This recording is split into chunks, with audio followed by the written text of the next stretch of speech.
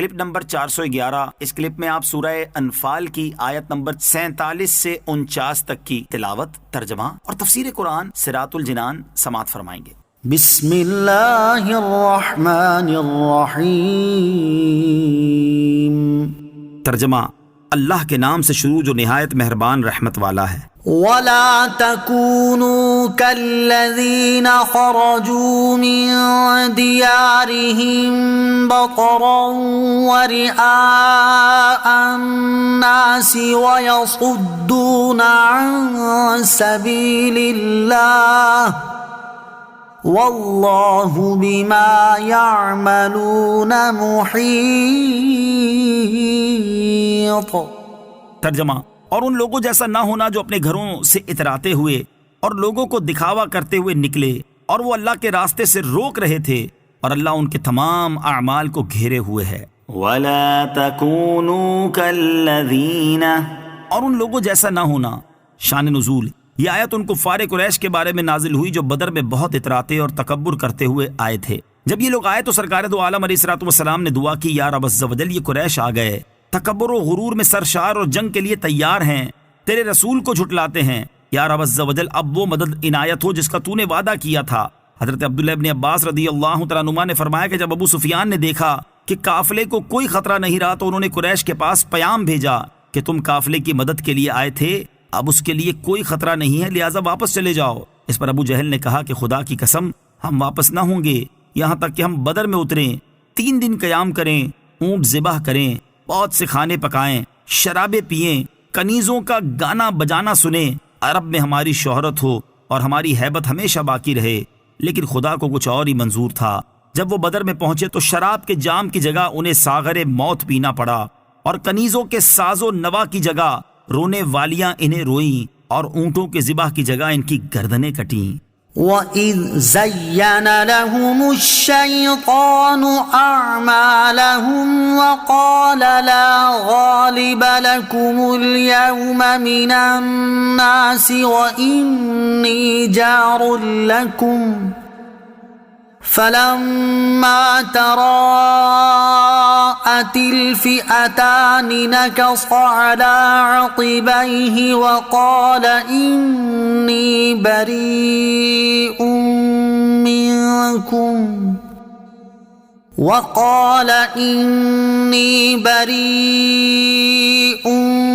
منكم إني أرى ما لا ترون إني أخاف الله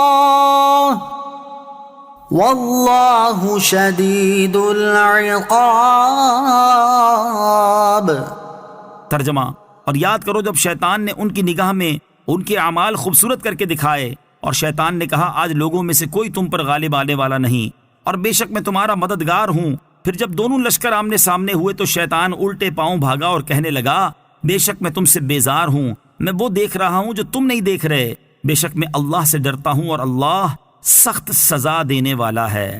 وَإِذْ زَيَّنَ لَهُمُ الشَّيْطَانُ أَعْمَالَهُمْ، اور یاد کرو جب شیطان نے ان کی نگاہ میں ان کے اعمال خوبصورت کر کے دکھائے۔ اس آیت میں بیان کیے گئے واقعے کا خلاصہ یہ ہے کہ شیطان نے کفار کی نگاہ میں ان کے اعمال خوبصورت کر کے دکھائے، اور رسول کریم علیہ الصلوۃ والسلام کی عداوت اور مسلمانوں کی مخالفت میں جو کچھ انہوں نے کیا تھا اس پر ان کی تعریفیں کی، اور انہیں خبیث اعمال پر قائم رہنے کی رغبت دلائی۔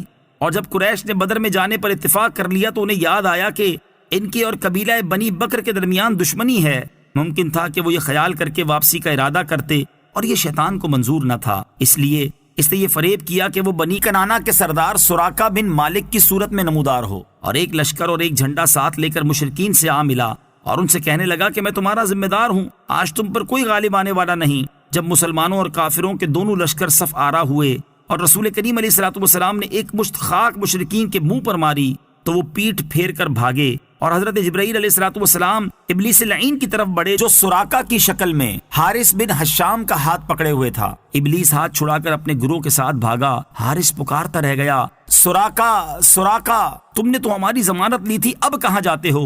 ابلیس کہنے لگا بے شک میں تم سے بیزار ہوں اور امن کی جو ذمہ داری لی تھی اس سے سبق دوش ہوتا ہوں۔ اس پہ حارث بن حشام نے کہا کہ ہم تیرے بھروسے پر آئے تھے، کیا تو اس حالت میں ہمیں رسوا کرے گا؟ کہنے لگا میں وہ دیکھ رہا ہوں جو تم نہیں دیکھ رہے، بے شک میں اللہ عز و جل سے ڈرتا ہوں کہیں وہ مجھے ہلاک نہ کر دے۔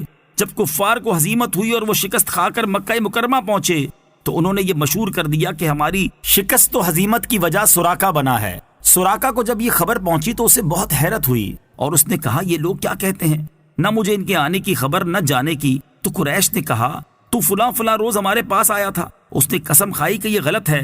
جب انہوں نے اسلام قبول کیا تو انہیں معلوم ہوا کہ وہ شیطان تھا۔ إذ يقول المنافقون والذين في قلوبهم مرض غر هؤلاء دينهم ومن يتوكل على الله فإن الله عزيز حكيم۔ ترجمہ: جب منافق اور وہ لوگ جن کے دلوں میں بیماری ہے کہنے لگے کہ ان مسلمانوں کو ان کے دین نے دھوکے میں ڈالا ہوا ہے، اور جو اللہ پر توکل کرے تو بے شک اللہ غالب حکمت والا ہے۔ اذ يقول المنافقون، جب منافق کہنے لگے، منافقین سے مراد اوس اور خزرج قبیلے کے چند افراد ہیں اور جن کے دلوں میں بیماری ہے۔ اس سے مراد مکہ مکرمہ کے وہ لوگ ہیں جنہوں نے کلمہ اسلام تو پڑھ لیا تھا مگر ابھی تک ان کے دلوں میں شک و تردد باقی تھا۔ جب کفار قریش سید عالم صلی اللہ علیہ وسلم سے جنگ کے لیے نکلے تو یہ بھی ان کے ساتھ بدر میں پہنچے۔ بدر میں جب انہوں نے مسلمانوں کی تعداد تھوڑی دیکھی تو ان کا شک مزید بڑھا اور وہ مرتد ہو گئے اور یہ کہنے لگے کہ مسلمان اتنی کم تعداد کے باوجود اپنے سے 3 گنا بڑے لشکر سے جنگ کرنے لگے ہیں، انہیں ان کے دین اسلام نے دھوکے میں ڈالا ہوا ہے اور آخرت میں ثواب کی امید انہیں اپنی جانیں قربان کرنے پر ابھار رہی ہے۔ یہ تمام لوگ بدر میں مارے گئے تھے۔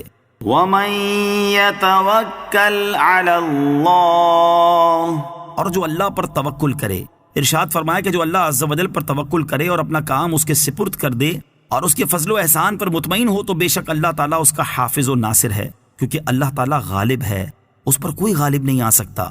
اور اللہ عز و جل حکمت والا ہے، وہ اپنے دشمنوں کو عذاب میں مبتلا کرتا اور اپنے اولیاء کو رحمت و ثواب